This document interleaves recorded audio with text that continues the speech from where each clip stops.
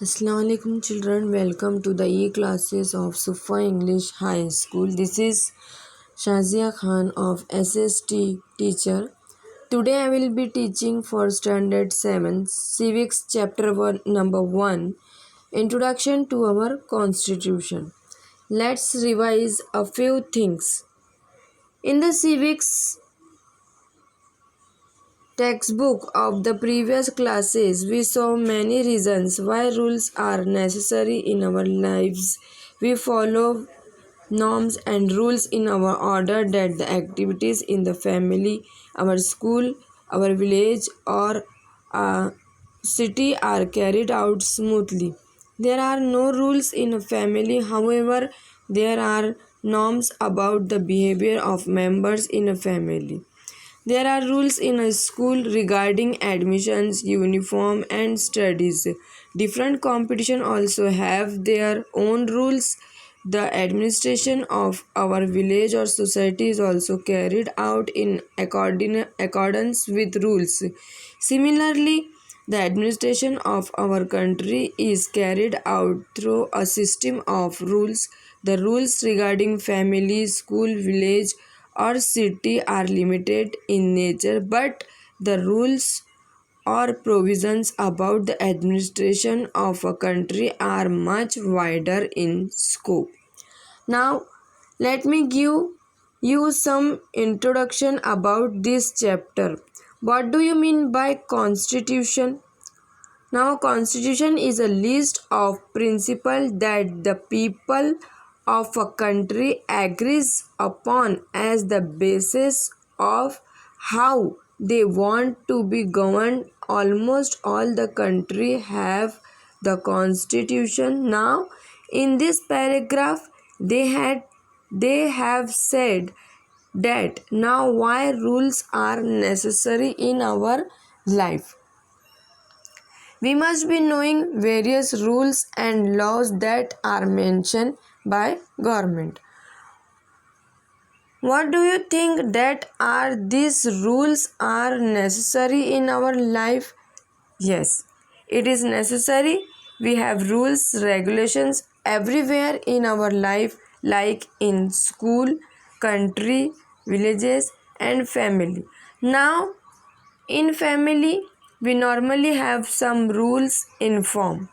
We are taught manners, values, how and why our rules are necessary, because manners and values teach us disciplines. So that is the reason in our order to maintain good discipline and also good atmosphere, we need to have certain rules and regulations, and that's why government has formed rules and regulations for the country. Now you must be thinking,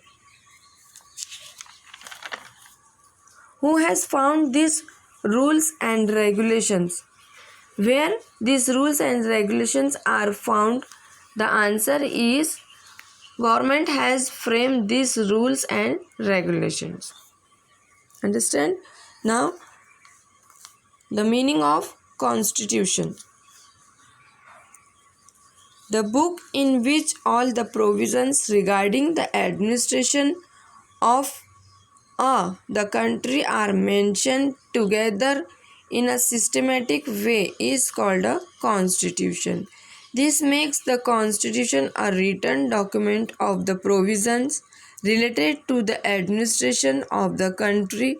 Government is established by the representatives elected by the people. It is bound to carry out the administration of the country as per the provisions of the Constitution. The rules and provisions in the Constitution are the basic or fundamental law of the land. While making laws, the government is bound to follow the Constitution. If it does not do so, then the judiciary can declare those laws null and void or unconstitutional. Now in this paragraph they had said that provision means what? Means you have certain laws be ruled and accordingly it has to be followed. Now when we are learning about constitution, how does it help us? A constitution is a written document. Now who forms the government? Who elects the representative? We, the people, elect the representative for the government. So whichever representative are elected by the people, they have the authority to rule the government according to the provisions and laws that are mentioned in the constitution for the rules and regulations.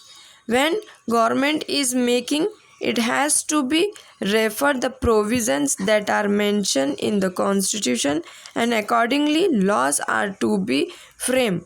Now if the government does not do so, then the judiciary can declare those laws null and void. Now, provisions in the constitution. The provisions in the constitution are about different things. Example, citizenships, the right of citizens, the relationship between citizens and the state, subject of the law to be made by the government, elections, restriction on government's jurisdiction of the state, etc. Almost all countries have expected the principle of governance according to a constitution. Yet the nature of the constitution of different countries is different. There are differences of history, social structure, culture, traditions, etc. between the countries. Similarly, their needs and objectives also might be different. Each country tries to create a constitution that is not only suited to its needs and objectives but also is in tune with its distinct nature. Now in this paragraph they have said that now provisions about different thing. It is citizenship. It means a person who is born and brought up in that particular country, he acquires the citizenship of that country. Now relationship between the subject and the state, so there are provisions related to subject.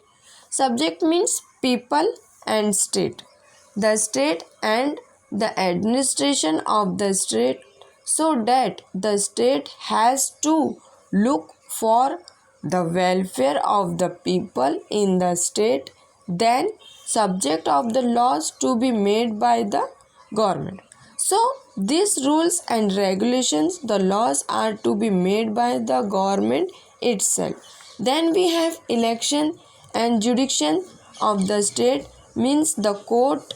Now all the countries have their own constitution and these countries they govern according to their constitution, but you will find the nature of the constitution is different.